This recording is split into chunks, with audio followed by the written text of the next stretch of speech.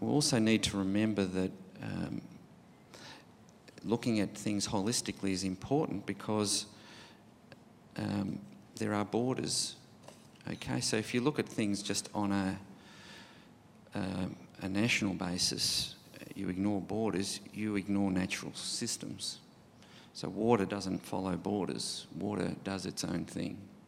Energy resources doesn't necessarily follow borders. It can, oil reserves or whatever it might be, will do its own thing. And it's so very important that we look at things globally and holistically. And I suppose that was sort of, perhaps we can end there with that global holistic thinking. Some terrific feedback there and a very comprehensive report back. Thank you. I just wouldn't mind asking one question in terms of your discussions to round up your feedback is this holistic approach. And we know, of course, there's a lot of the work that we're doing here is something that we'd like to see part of the government's white paper.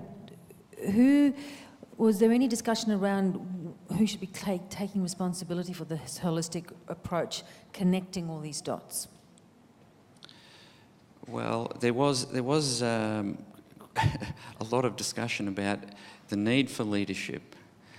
Okay, so I don't think we were solving who was going to do it, but we certainly identified there was an absolute need for leadership at the national level. This is not going to be done at the sort of, obviously there will be pressures and impetus coming from local level, but it's going to need leadership at the national level. And again, looking at it holistically, you go beyond that even, because, again, things don't follow borders. It's an interesting one because in Australia, we're very spoiled. We don't have a national border. We don't even think of it. It's not in our psyche. The closest we come is to state borders, which is there's plenty of interesting stuff happening. And can cause trouble, as we know. But really, in the scheme of things, that's actually, I would imagine, manageable compared more to manageable global. than dealing with cross-national borders. Terrific. Thank you so much for your feedback, Paul. And Michael, just a quick one from me. In this, and well done on what was a really sophisticated presentation, I think, but in this holistic world where water knows no boundaries and so many other things know no boundaries that are set by countries, can you please share with us a little bit about how do you define Asia in this Asian century? What should be the federal government's focus when it comes to Asia? We've had some discussion about the Pacific. We're recognising holistic approaches may be required. So what are we really talking about? In terms of Australia's emphasis, you mean, Paul? Yeah. I suppose we discussed a whole range of issues. I'm not sure that we prioritised where the emphasis should be. I think the food security one personally touches a nerve for me because of the tremendous leverage we can get from that. So if we can get food right, there's tremendous leverage in terms of our ability to, for example, we can't ship water other than in food, by the way. So we have water embedded in food. So we do ship water, actually, so I take that back, but we can't physically ship water. But not only can we ship food, and a lot of the speakers this morning talked about the potential Australia has to do that, but through the knowledge sharing in terms of food production, if we can do in terms of food growing and production, the leverage there into Asia would be massive because it would then be Asia doing the food production using the techniques and things we might have developed. Thank you very much, Michael. Could you please welcome the final presenter in this session, Penny Bingham-Hall. She's well known as a company director, most notably at BlueScope Steel and Australia Post. Penny.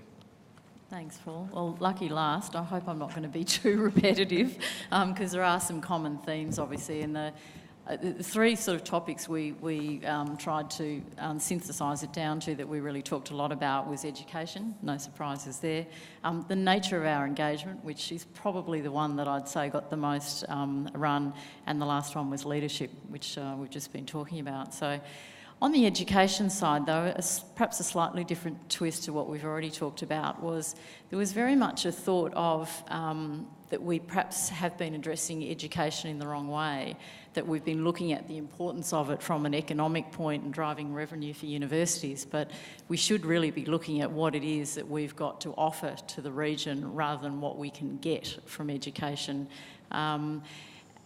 And there were some sort of interesting stories around there and talk about when there was the incidents down here in Melbourne with Indian students, and that the political response was, oh, we're very conscious of how important this is, in revenue to universities, rather than actually focusing on apologising for the fact that, visitors to our country should be looked after in the same way that we would look after people from our own country.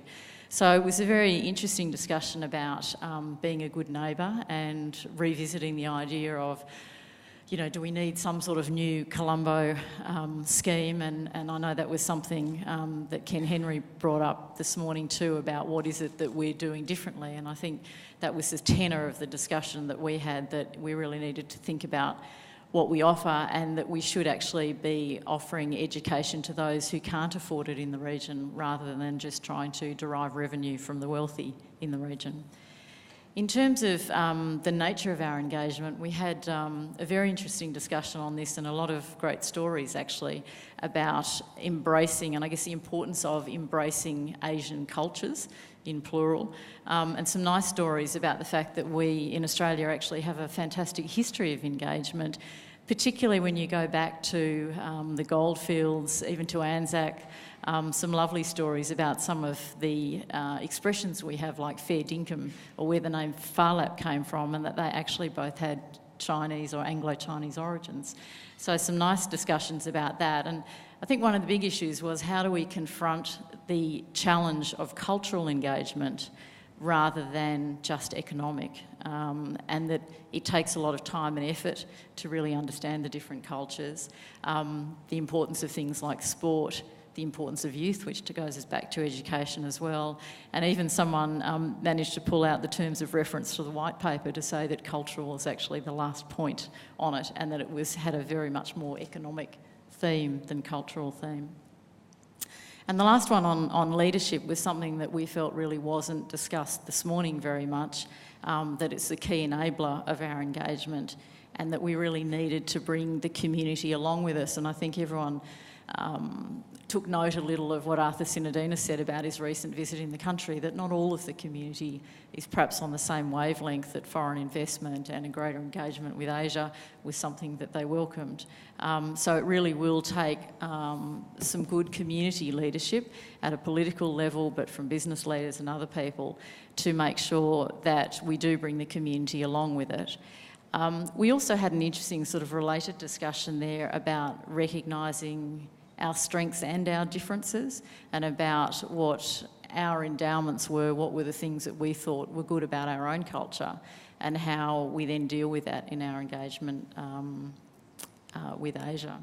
So I think that's probably the overview. One slight tangent we did have a bit of a chat about was about the lack of philanthropy in this country, and just how we dealt with that as well, that we were great on volunteering and great at giving our services, but not great at handing over money. So I'm not quite sure how that fitted into the debate, but we did have a good discussion on that as well.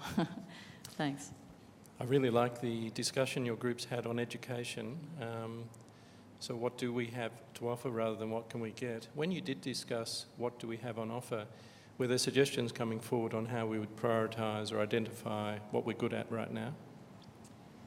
No, not really. I don't think we did address that. It was really, I think that whole tenor of the nature of engagement, that we always sort of look at this sort of pool of money from Asia, that our engagement and even that education really was more important, about an exchange of ideas, about that, alumni that I think others have talked about, the building of relationships, all of those sort of things, and actually engaging more at an intellectual level through education, rather than just seeing it as a way of generating revenue, which is where we seem to have moved to in a lot of our discussion about international students.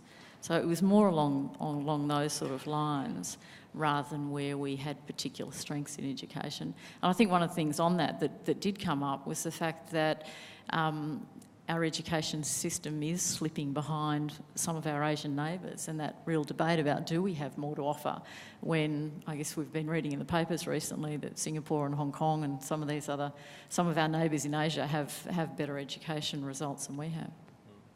If I were to knit together two conversation topics here, one was a very holistic approach to the interconnectedness of Asia, with what I see as a cultural piece here about how can we be better friends, how can we better understand their needs before we push something to them. In the first one, in the holistic sense, the call was for greater leadership at a government level. Could you talk to us a little bit about where you see the leadership coming from to achieve the cultural goals that you've outlined? Yeah, well, I think it comes back to having a national dialogue, and I guess that's part of what today's all about, isn't it? It's one thing to always sort of blame the politicians and say they're not doing a good job, which I think Australians are prone to do. But it is about getting our leaders in the broader sense, and we've had a great selection of them, I think, here today, not just political leaders, but from business, from not-for-profit, from our academic institutions, to really get this on the table and to talk about the fact that we are in an Asian century, and I think we had a discussion as well about being global, but within an Asian context. So I think these sort of forums are a great way of driving that, and in some ways giving the courage to our political leaders as well that this is actually a topic that we do need to engage in. And obviously the government is showing some leadership by actually having a white paper on Australia in the Asian century. So it's a good start. Thank you very much, Penny. Paul, thank you very much. As you can hear, lots of central themes coming through, so it's great to see that we're thinking very much of like mind, and some really fascinating discussions as we've heard, and thank you to all four of you for reporting back so comprehensively. In summary, I think we can see that education is so much part of this way forward, not only the way we do have it as a multi-billion-dollar industry in this country, but how critical it is. Neil, I thought it was fascinating to that divide between domestic students and international students, and then of course the businesses, the education that we take into the region and of course that we bring out of the region. So it is such a fundamental key. The cultural interconnectedness I thought was just fabulous. I thought it was such a lovely idea to see it so holistically, that notion that of course it all just plays in together, and how important and critical that is to see it as a whole.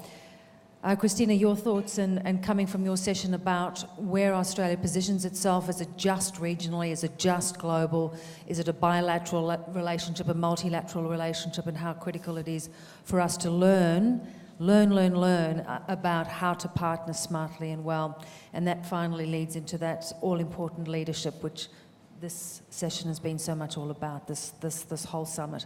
So thank you so much for your feedback. Thank you for the discussion. It's been terrific this year that we've actually had that opportunity for everyone to have their say. So we look forward to doing that so much more in the future. Thank you.